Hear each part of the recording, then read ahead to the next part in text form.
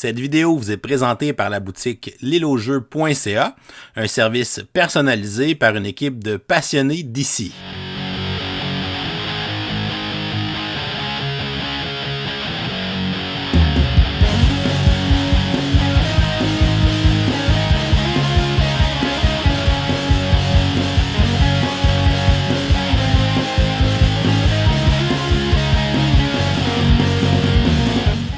Salut les gamers, bienvenue à Professeur Board Game, je m'appelle David. Aujourd'hui à Board Game 101, je vous présente le jeu Turing Machine, un jeu qui a été édité en 2022 par le Scorpion Masqué et qui est distribué au Québec par Randolph. On voudrait d'ailleurs les remercier de nous avoir envoyé cette copie de jeu, qu'on puisse l'essayer et vous le présenter en vidéo.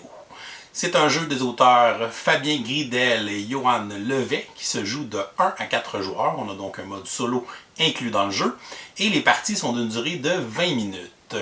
Le but du jeu est de trouver le code secret. C'est un jeu de déduction logique, de déduction mathématique dans lequel on va analyser des critères et on va essayer de faire valider des combinaisons aux différents critères pour les deviner et ensuite les mettre tous ensemble pour pouvoir trouver le seul code secret qui correspond à tous ces critères.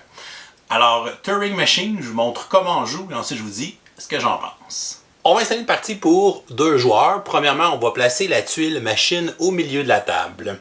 À côté de celle-ci, on va aller placer le support avec les cartes perforées et on va insérer les cartes perforées de 1 à 5 dans les emplacements indiqués.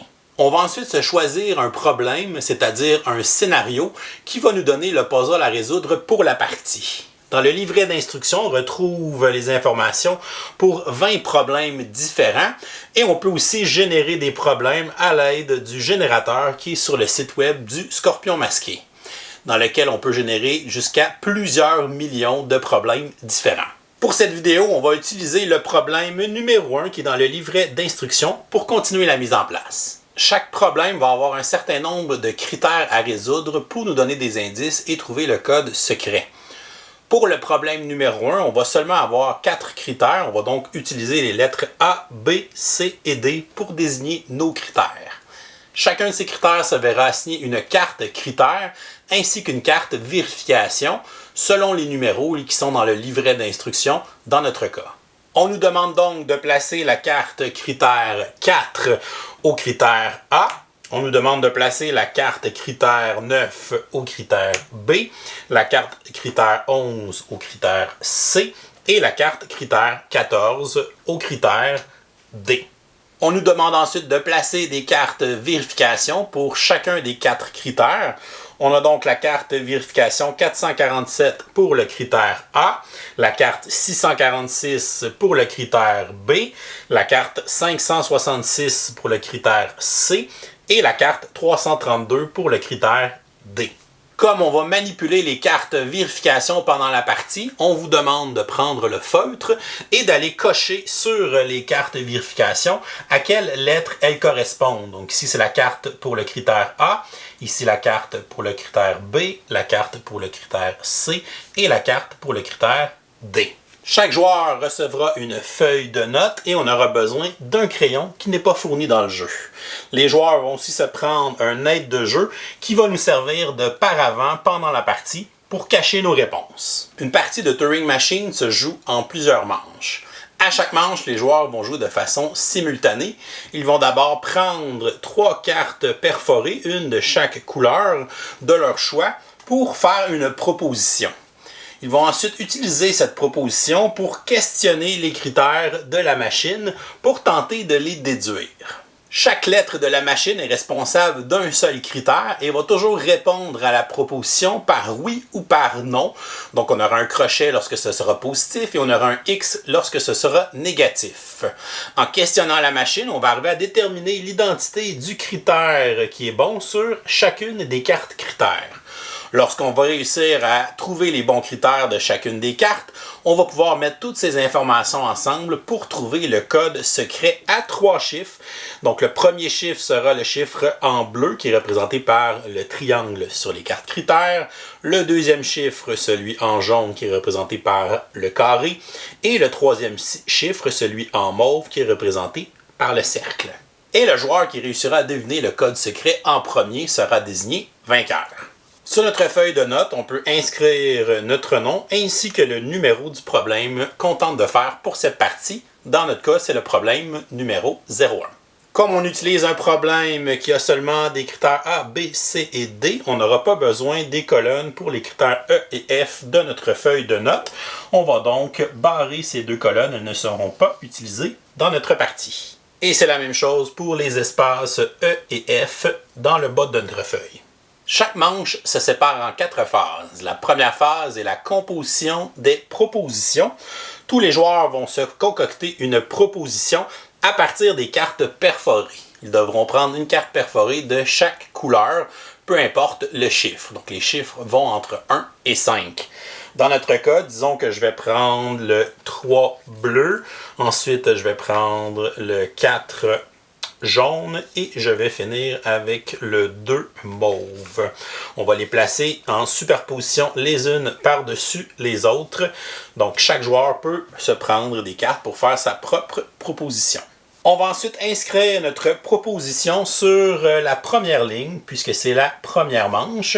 Donc ici j'ai 3 pour le triangle bleu, j'ai un 4 pour le carré jaune et j'ai un 2 pour le cercle mauve. On passe ensuite à la deuxième phase qui est l'interrogation. Les joueurs vont utiliser les cartes perforées de leur proposition pour aller questionner jusqu'à 3 critères de la machine pour savoir si le critère est valide ou non pour la proposition demandée. Comme on est en début de partie, je vais décider de faire mes 3 questions, donc mes 3 interrogations, et je vais décider d'aller interroger le critère A, le critère B et le critère C. Lorsqu'on interroge un critère, on va simplement prendre la carte de vérification de ce critère et on va aller le placer sous les cartes de notre proposition. On remarque que lorsque nos 3 cartes perforées sont superposées les unes par-dessus les autres, il y a un carré qui est visible sur la plaque. C'est l'endroit où on va avoir la validation de notre critère. Donc, on va prendre la carte de vérification et on va la placer en dessous en prenant le temps de bien aligner les 3 symboles dans les coins, donc le cercle, le carré et le triangle qui sont aussi sur les cartes perforées. En plaçant la carte en dessous et en regardant dans le carré qui est visible, on voit ici qu'il y a un crochet, donc c'est un résultat positif pour ce critère. On va donc aller l'inscrire sur notre feuille dans le critère A qu'on vient d'interroger. On va donc aller écrire un crochet puisque c'est un critère qui est positif à notre proposition. Et je vais aller faire la même chose avec le critère B. On va aller le vérifier lui aussi. On a un X, donc on voit que c'est un résultat négatif pour ce critère selon la proposition qu'on vient de lui montrer à la machine. On va donc aller faire un X pour le critère B à la première manche. Et pour le critère C, on va prendre la carte de vérification, on va la placer en dessous de notre proposition et on remarque qu'on a aussi un crochet pour ce critère. Donc c'est un résultat positif pour cette proposition. On va donc inscrire un crochet dans la case C pour la première manche. Les joueurs peuvent poser un maximum de 3 questions dans une manche, mais peuvent en poser moins s'ils le veulent. Lorsqu'on a terminé de poser nos questions et qu'on a fait les interrogations, qu'on a écrit les résultats soit positifs ou négatifs sur notre feuille de notes, on va pouvoir ranger les feuilles perforées à leur endroit respectif dans les petites cases, donc on n'en aura plus besoin. Si jamais on joue à 4 joueurs, il se peut qu'on manque de certaines cartes perforées puisqu'il y a seulement 3 modèles pour chaque numéro.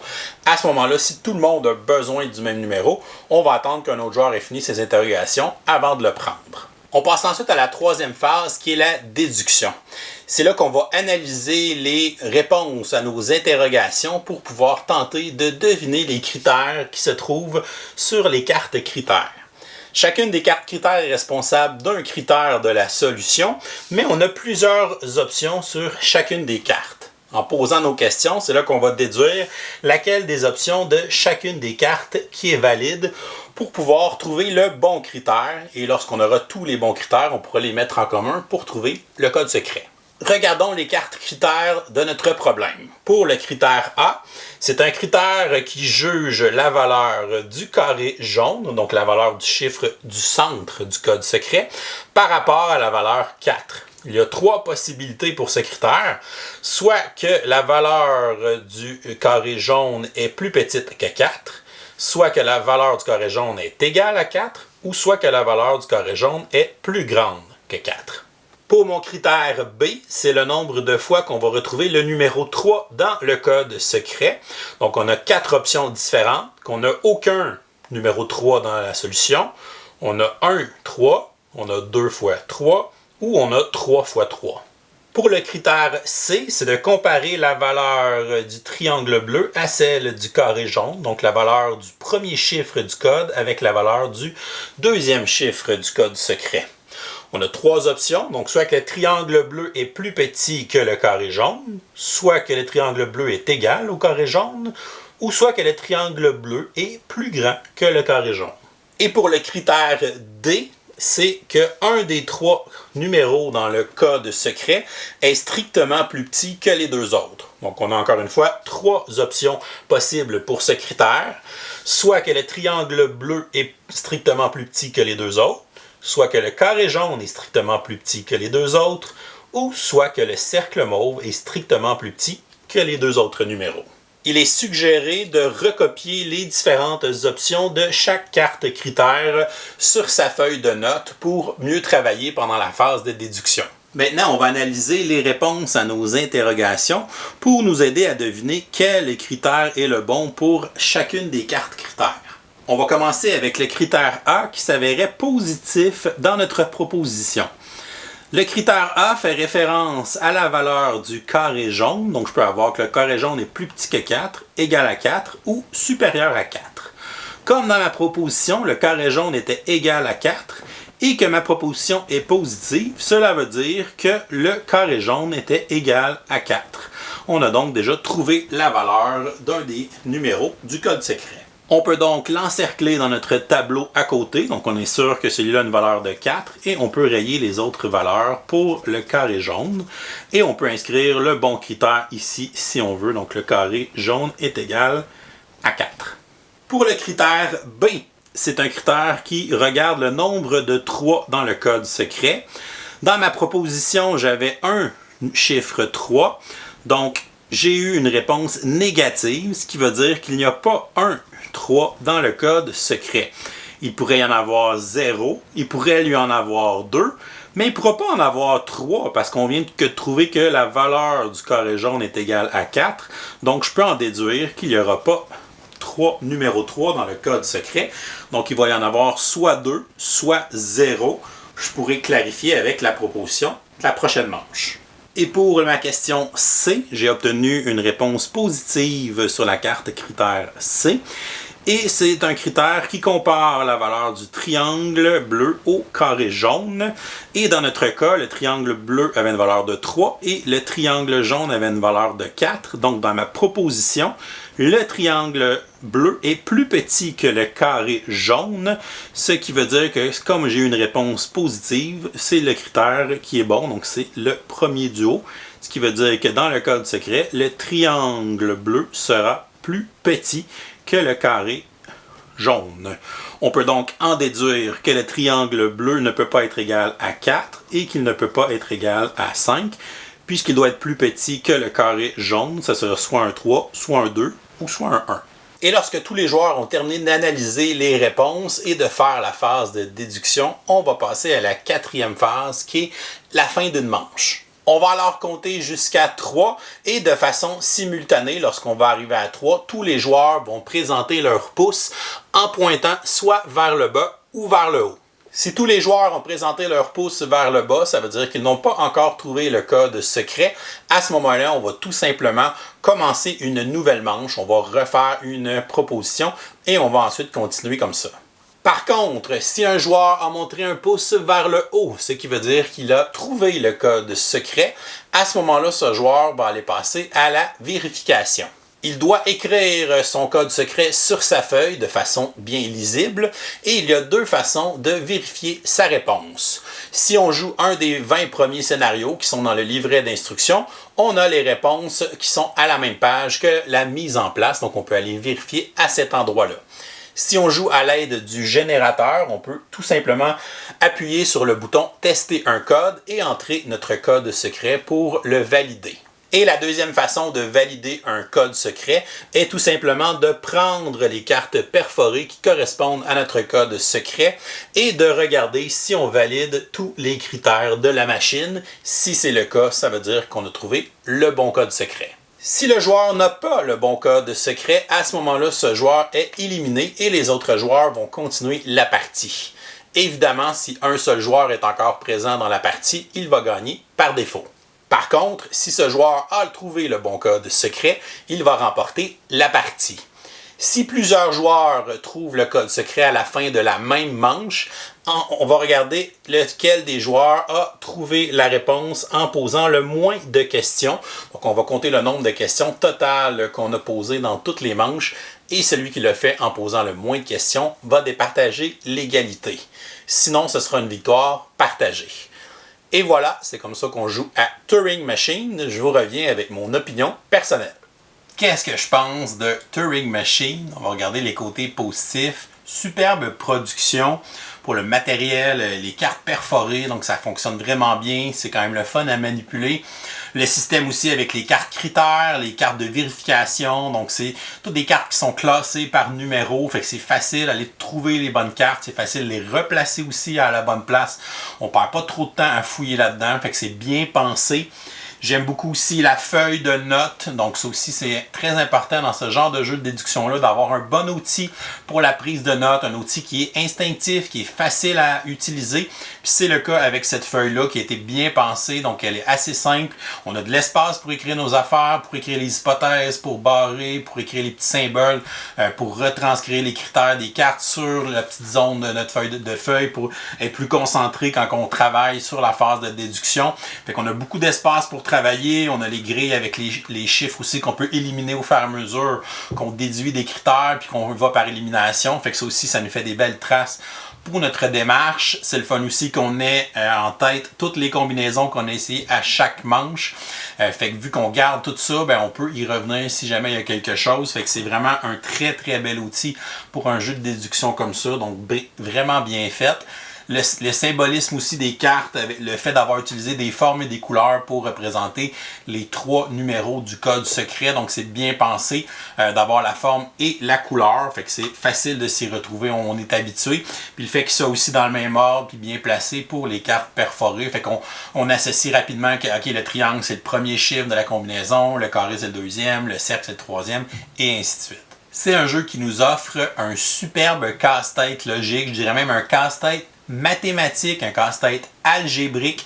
Moi, quand je joue à ça, j'ai un peu l'impression de faire un problème d'algèbre, donc je le vois un peu comme ça dans ma tête. C'est comme ça que ça roule, c'est comme ça que je me sens quand je joue à ce jeu-là. Mais pour moi, c'est quelque chose de stimulant, c'est quelque chose que j'ai du plaisir à faire, résoudre ce genre de problème-là.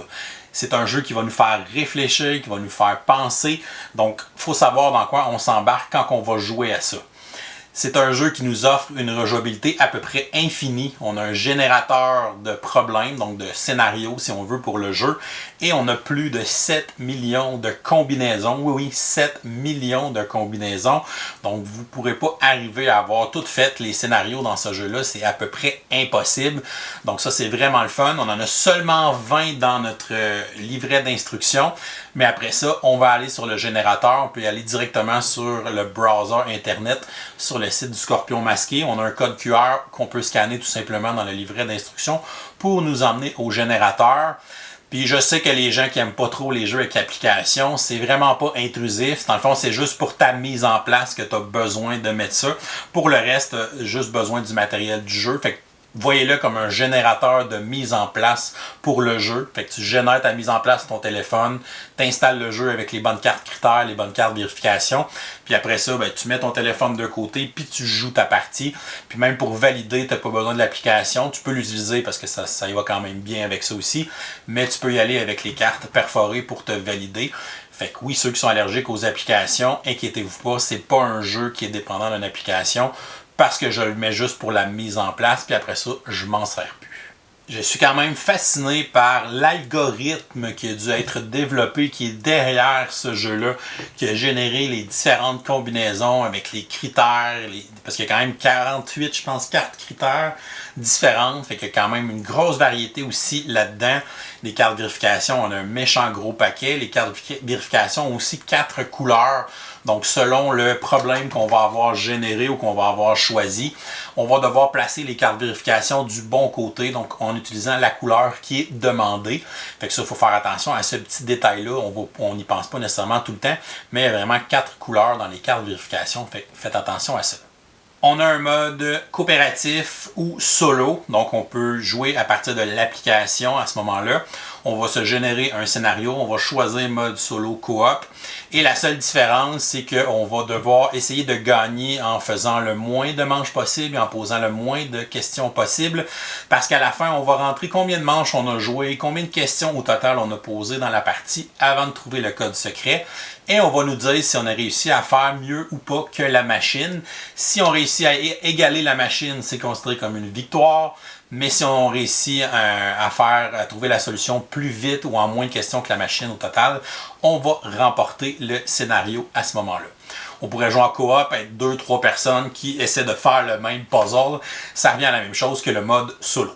Honnêtement, pour moi, ce mode-là, j'irais soit en solo, c'est comme ça que je l'ai joué la plupart de mes parties, ou j'irais à 2 joueurs. Je trouve qu'à plus que 2 joueurs, on commence à être pas mal de monde autour d'une feuille puis de quelques cartes critères.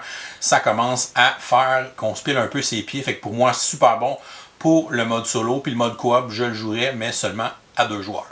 Comme vous avez vu, la tuile machine peut aller jusqu'à 6 critères. Donc là, je vous ai montré un scénario facile, qui est évidemment le premier scénario du livret d'instruction.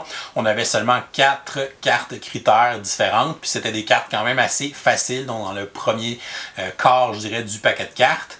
Mais on peut se rendre jusqu'à 6 critères, puis évidemment, quand les cartes sont un peu plus loin dans la numérotation des cartes critères, on a des critères qui sont un peu plus complexes à prendre en considération. Donc, on peut avoir des scénarios d'une beaucoup plus grande difficulté que celui que je vous ai montré. Déjà, quand on joue à 6 critères, il y a beaucoup plus de choses à penser, parce qu'il n'y a pas un critère qui est là pour rien. Donc, les 6 critères vont te servir à trouver le code secret si tu joues dans une partie à 6 critères. D'ailleurs, j'étais pas mal fier d'une partie en solo où j'ai joué à difficile et que j'ai réussi à faire le même nombre de tours et de questions que la machine. Si vous trouvez qu'à 6 critères, c'est encore super facile pour vous, pas de problème, on vous a mis 2 variantes pour rendre ça encore plus difficile. Vous avez le mode extrême et le mode cauchemar. Le mode extrême, vous allez avoir 2 cartes critères par lettre et il y en a juste une des 2 qui est bonne et ce sera à vous de déterminer laquelle pendant la partie. Et le mode cauchemar, on va avoir les critères, mais on ne saura pas ils sont assignés à quelle lettre. Donc, ça sera à nous de démêler ça pendant la partie. Pour les côtés négatifs, j'aurais beaucoup aimé dans ce jeu-là qu'on mette des feuilles effaçables au lieu des feuilles de papier. D'ailleurs, je trouve que le paquet de feuilles de papier est quand même assez mince. Puis on avait déjà mis un feutre pour pouvoir cocher les cartes de vérification. Donc on avait juste à en mettre 3 autres et mettre des feuilles effaçables pour les feuilles de notes. Je pense que ça aurait été quelque chose de super bien dans ce jeu-là. Pour un jeu d'une vingtaine de minutes, il y a quand même un certain temps de mise en place parce qu'on doit choisir notre scénario, on doit trouver les cartes critères, les assigner aux bonnes lettres. Après ça, on doit fouiller dans le paquet, trouver les bonnes cartes de vérification, les placer aux bonnes lettres, les cocher, tout ça. Fait que c'est quand même un petit temps de mise en place pour un jeu qui est quand même assez rapide. Puis après ça, il faut tout resserrer ça aussi dans les bons paquets, à la bonne place, pour que ce soit facile à retrouver.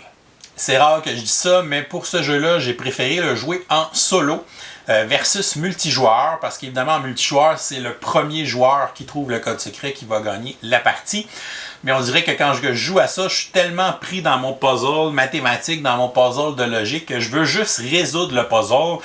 Je m'en fous de gagner ou de perdre, mais quand on joue en multijoueur, la partie arrête quand il y en a un qui trouve le puzzle. Fait que si c'est pas moi, c'est comme la partie arrête, puis je suis à moitié de mon puzzle. Je suis comme, non, je veux le finir, mon puzzle, je veux trouver c'est quoi le code, tout ça. Fait qu'on dirait que ça coupe un petit peu mon élan dans une partie en multijoueur, alors que, évidemment, en solo, j'ai pas ça. Donc, je peux prendre le temps de bien finir mon puzzle. Puis on dirait même si je réussis pas à battre la machine en mode solo, ça me dérange moins que perdre en multijoueur parce qu'au moins j'ai fait mon puzzle jusqu'à la fin, c'est juste que j'ai pas été assez rapide pour le faire. Pour les gens qui sont habitués d'acheter les jeux du Scorpion Masqué, parce que généralement les jeux de cette marque, c'est des petits jeux d'ambiance, de party, des petits jeux qui sont super simples, qui sont très légers, qu'on joue en fin de soirée, qu'on joue à plusieurs joueurs, qu'on a du gros plaisir autour de la table. Ici, on est vraiment allé ailleurs. On est vraiment dans un jeu très tinky. On va devoir beaucoup réfléchir dans ce jeu-là. C'est un jeu où on va être très calme, chacun dans ses affaires. On parle pas beaucoup autour de la table. On est concentré. Donc, ça fait un peu contraste avec les jeux de leur marque. Donc, il faut faire attention ici. Somme toute, Turing Machine, c'est un jeu vraiment impressionnant. J'arrive pas à croire qu'ils ont fait un jeu comme ça sans une application. Bon, à part pour la mise en place des 7 millions de scénarios, mais pour le reste, le fonctionnement du jeu n'a pas besoin d'appareil mobile, n'a pas besoin d'une application. C'est vraiment fantastique ce qu'ils ont réussi à faire avec le système de cartes rouées, les cartes vérification, tout ça. Il y a vraiment un engin mathématique très puissant derrière ça. Je suis vraiment impressionné, ça marche super bien. Pour moi, qui est un gros fan de jeux de déduction logique, de déduction mathématique, ça me fait beaucoup penser à des jeux comme Cryptid. C'est un genre de Cryptid un peu sur les stéroïdes, si on veut, ou un jeu comme À la recherche de la planète X. Donc, si vous avez aimé des jeux dans ce style-là, vous allez être en territoire connu avec Turing Machine, avec un autre système complètement différent et du matériel que ça fonctionne vraiment bien, puis qui est quand même le fun à manipuler avec les petites cartes perforées, puis les vérifications et tout ça. Une belle feuille de notes qui est bien pensée, qui nous permet justement de bien placer toutes les différentes choses, nos déductions, puis nous aider dans notre processus à essayer de trouver le code secret. Je vais lui donner une note de A. C'est un excellent jeu dans justement le créneau des jeux de déduction logique.